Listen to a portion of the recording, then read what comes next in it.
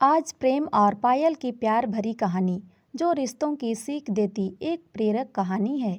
सो आखिर तक जरूर सुनिएगा। 7 दिनों की लंबी बारिश ने सब कुछ भिगा कर रख दिया था। गर्मी तो मानो कहीं छुमंतर सी हो गई थी। परिणाम स्वरूप हर तरफ बस हरियाली ही हरियाली बिखरी हुई थी। प्रकृति की सुंदरता ऐसी जिसे देखकर हर किसी का मन बस खुशियों से भर जाए।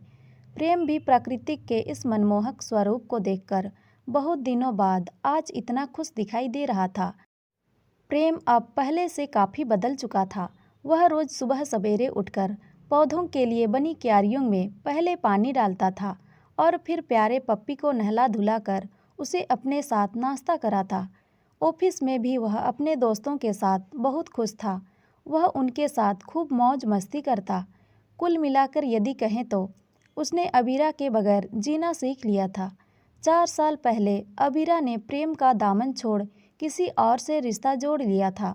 तब से आज तक प्रेम बस उसी की यादों में जी रहा था। यह सच है कि 4 साल गुजर जाने के बाद भी प्रेम अबीरा को भुला तो नहीं सका था, पर हाँ, इतना ज़रूर है कि प्रेम ने अबीरा के बगैर भी जीना सीख लिया था।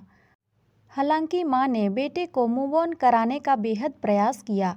बेटे की ज़िंदगी में खुशियाँ वापस लाने के लिए उसने प्रेम की शादी भी करानी चाहिए, परंतु प्रेम शायद पूरी ज़िंदगी बस अकेला ही रहना चाहता था, या शायद उसका प्यार शब्द से विश्वास ही उठ चुका था। वह हर किसी को बस शक की निगाहों से देखता था। उसे हर किसी की आंखों में बस धोखा ही धोखा नजर आता था। एक दिन ऑफिस से घर लौटने पर बेड पर बिखरी लड़कियों की ढेर सारी फोटोग्राफ्स को देखकर प्रेम माँ को आवाज़ लगाता है। वह माँ से पूछता है, माँ, ये कैसी फोटोग्राफ्स मेरे बेड पर बिखरे पड़ी है। तब माँ बेटे से कहती है, आखिर ऐसा कब तक चलेगा। तुम्हें सब कुछ भूलकर आगे बढ़ना ही होगा। और वैसे भी जो हमारे साथ एक बार हुआ वैसा बार बार ही हो, ऐसा ज़रूरी तो नहीं है। बस मैं इतना ही चाहती हूँ कि तुम दुनिया को दिखाने के लिए ही सही, पर किसी के साथ विवाह के बंधन में बंध जाओ। फिर चाहे तुम उसे अपनी पत्नी मानो या ना मानो। प्रेम गुस्से में इस पर पहले ही काफ़ी बात हो चुकी थी और आगे इस टॉपिक पर बात करने से मैंने मना किया था।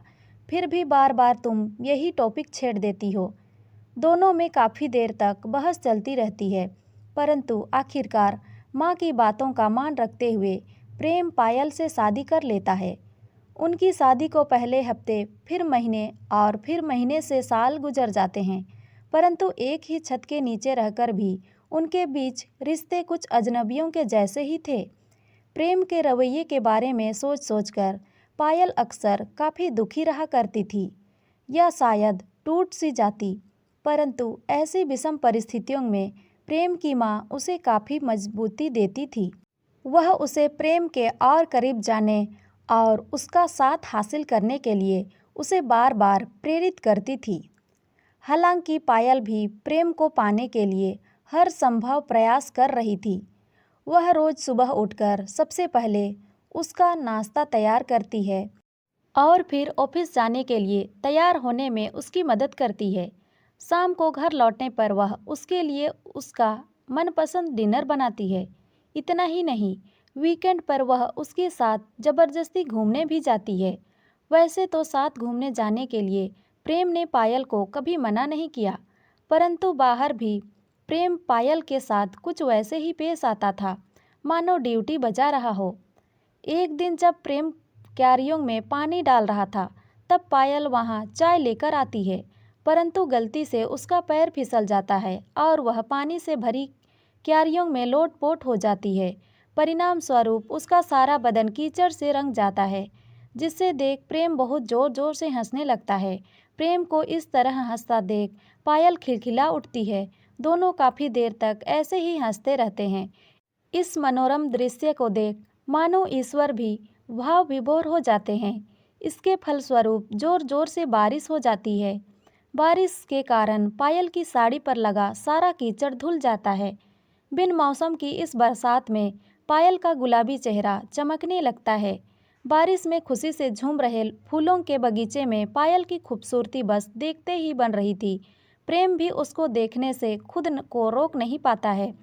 तभी उसकी नज़र पायल के दाहिने हाथ पर पड़ती है, जिस पर फिसलते वक्त चाय का प्याला गिर जाने के से वह बेहद जल चुका था। प्रेम फटाफट उसे वहां से अंदर ले जाता है और उसके हाथ पर टूथपेस्ट लगाता है, मगर शायद अब काफ़ी देर हो चुकी थी।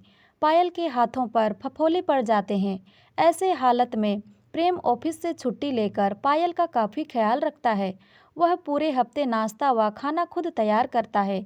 प्यार की ये पहली बरसात दोनों के लिए यादगार बन जाती है और आखिरकार प्रेम पायल को अपना जीवन साथी हृदय से स्वीकार कर लेता है। वह उसके साथ आज बहुत खुश था। कल तक जिन रिश्ते में प्रेम को सिर्फ बुराइयां ही बुराइयां नजर आ रही थी, कल तक वह जिन रिश्तों में कभी गलती से भी फंसना नहीं चाहता था, आज वही रिश्ते उसके लिए बेहद खास थे। वो रिश्ते ही नहीं, आज प्रेम की जिंदगी बन चुके थे, उसकी खुशियों की वजह बन चुके थे।